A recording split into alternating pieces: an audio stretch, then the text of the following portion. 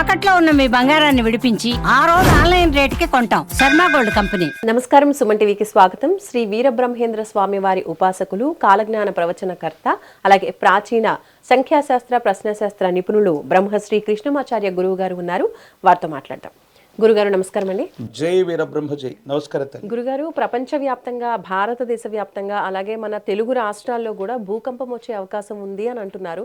దీనిపై మీరేం చెప్తారు? అసలు శశ్వస్ విశ్వావసావబ్ధే మధ్య సస్యాఘ్యవృష్టయ ప్రచురారోగ రోగాక్ష నృపాలోప సమన్విత అని ఈ సంవత్సరానికి పేరు. దీన్నే విశ్వావసునామ సంవత్సరం. ఎక్కడైనా ప్రపంచంలో ఏదైనా వింత జరిగితే, విచిత్రం ఏర్పడితే, ప్రళయం వస్తే ఎప్పుడో బ్రహ్మం గారి కాలజ్ఞానంలో చెప్పారు, ఇలా జరుగుతుందని అంటూ ఉంటాం, వింటూ ఉంటాం. 400 సంవత్సరాల క్రితమే విశ్వభవితను చెప్పిన కాలజ్ఞాని జగద్గురు శ్రీమద్ విరాట్ పోతులూరి వీరబ్రహ్మేంద్ర స్వాముల వారు. ఈనాడు ప్రపంచంలో ఏ వింత జరిగినా, విచిత్రం జరిగినా, విశ్వ ప్రళయం ఏర్పడ్డా స్వామివారు ఇలా చెప్పారు, ఇలా జరుగుతుంది అని అంటూ ఉంటాం. ఈ మధ్యకాలంలో ప్రపంచ దేశాలే కాదు, భారతదేశంలో ఉభయ తెలుగు రాష్ట్రాలతో సహా చాలా ప్రాంతాల్లో మనం భూకంపాల గురించి మనం వింటూ ఉన్నాం, చూస్తూ ఉన్నాం. ఈ మధ్యకాలంలో ఈ విశ్వావసునామ సంవత్సరానికంటే కొన్ని గడియల ముందు క్రోధినామ సంవత్సరం పాల్గొన మాసం కృష్ణపక్ష అమావాస్య లాంటి గడియల్లో ప్రపంచ దేశాల్లో విస్తృతంగా భూకంపాలు వచ్చినటువంటి తీవ్రత మనకు తెలుసు. ప్రత్యేకించి విశ్వావసునామ సంవత్సరంలో ఆదిత్యుడి యొక్క హోర, రవి యొక్క హోరలో ఈ సంవత్సరం మొదలైంది. కాబట్టి ఈ సంవత్సరం మొత్తానికి రాజు రవి. కొన్ని గ్రహాలకి ఇవ్వబడ్డటువంటి ఆధిపత్యాలు అవ్వచ్చు, అంగారకుడి యొక్క స్థితిగతులు అవ్వచ్చు.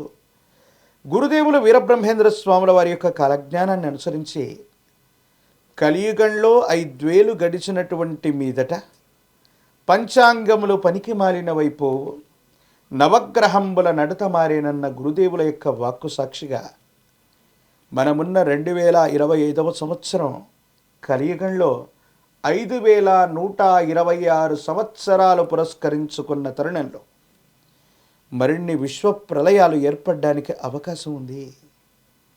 ప్రత్యేకించి ఎన్నో రకాలైనటువంటి అతివృష్టి, అనావృష్టిలే కాదు, ఈ విశ్వావసునామ సంవత్సరంలో మన పెద్దలు చెప్పినట్టుగా శశ్వస్ విశ్వావసావబ్ధే మధ్య సర్షాఘ్యవృష్టయ ప్రచురా చోర రోగాచ్చ నృపాలోపసమన్విత.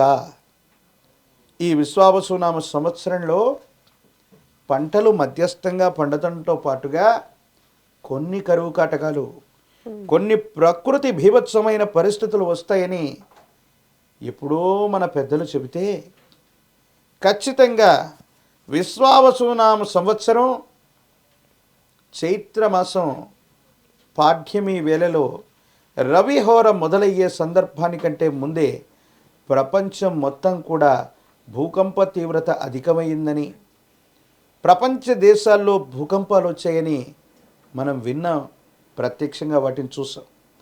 అటు పిమ్మట కొన్ని గడియలు లేదా గంటల తర్వాత భారతదేశంలోని పలు రాష్ట్రాల్లో, ప్రత్యేకించి ఉభయ తెలుగు రాష్ట్రాల్లో కూడా భూకంప తీవ్రతల్ని మనం చూస్తూ ఉన్నాం. ఈ విశ్వావసునామ సంవత్సరంలో గురుదేవుల యొక్క కాలజ్ఞానాన్ని అనుసరించి చూసిన, దేశ కాలమాన పరిస్థితుల్ని, సౌరమానాన్ని అనుసరించి చూసిన, ఉన్నటువంటి గ్రహగతుల్ని అనుసరించి చూసిన, ఖచ్చితంగా ప్రకృతి భీభత్సమైనటువంటి భూకంప తీవ్రతల్ని మనం చూడబోతున్నాం. ప్రపంచంలో ఎప్పుడైనా భూకంపం వస్తుందంటే భారతదేశానికి అవతల ఉన్నటువంటి జపాన్ లాంటి కొన్ని యొక్క దేశాల్లో కొన్ని విశేషవంతమైనటువంటి పరిస్థితుల్లో, భౌగోళికంగా కొన్ని దేశకాలమాన పరిస్థితులకు మాత్రమే పరిమితం అనుకున్నటువంటి తీవ్రత కాస్త ఈనాడు జనబాహుల్యంలో భారతావనితో సహా, ఉభయ తెలుగు రాష్ట్రాలతో సహా ప్రపంచం మొత్తం కూడా అస్తవ్యస్తం చేసే మహోన్నతమైనటువంటి ప్రకృతి ప్రకోపానికి కారణమయ్యేటువంటి పరిస్థితులు ఉన్నాయి. ఇప్పుడు వచ్చినటువంటి భూకంప తీవ్రతని రిక్టర్ స్కేల్ మీద మనం చూస్తే 6 నుండి 7.3 వరకు మాత్రమే మనం చూసాం. దీన్ని మించి ఇంతకు మించి ప్రకృతి ప్రకోపాన్ని చూపెట్టేటువంటి కొన్ని పరిస్థితులు వచ్చేటువంటి అవకాశం కూడా మన దైనందిన జీవితంలో మనం చూడబోతామనటంలో ఎటువంటి సందేహం కూడా లేదు.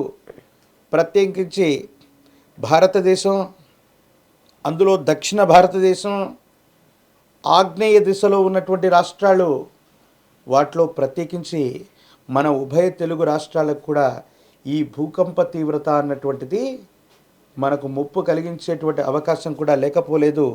దేశ కాలమాన పరిస్థితులను బట్టి ఈ విశ్వావసునామ సంవత్సరాన్ని అనుసరించి చూసిన ఇలాంటి గ్రహగతుల వల్ల ఇవన్నీ జరుగుతున్నాయి.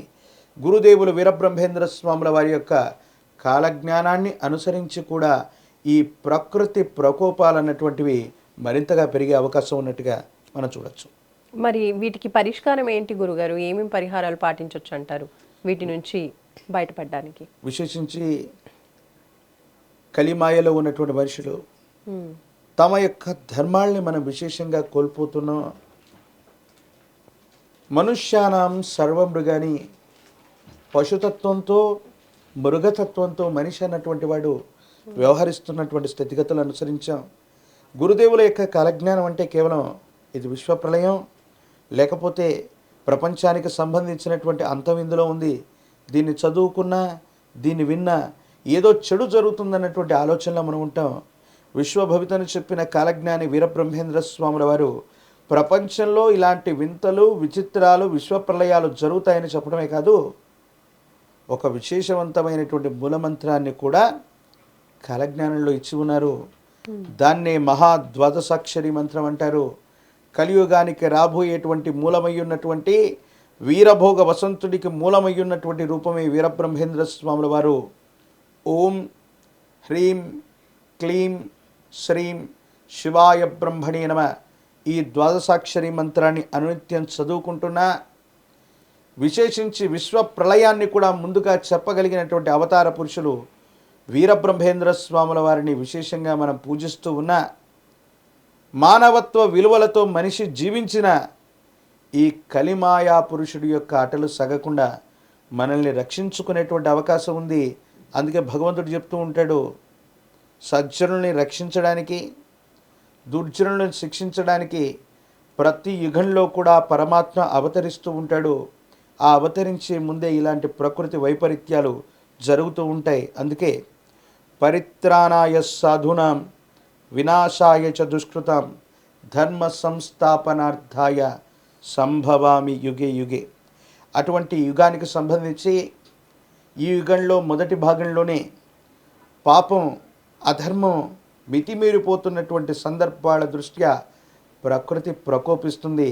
మన ధర్మాన్ని మనం నిర్వర్తించి మానవత్వ విలువలతో మనం గనక మెలగగలిగితే భగవంతుడు, ప్రకృతి, పంచభూతాలు మనల్ని తప్పకుండా రక్షించేటువంటి అవకాశం కనపడుతుంది.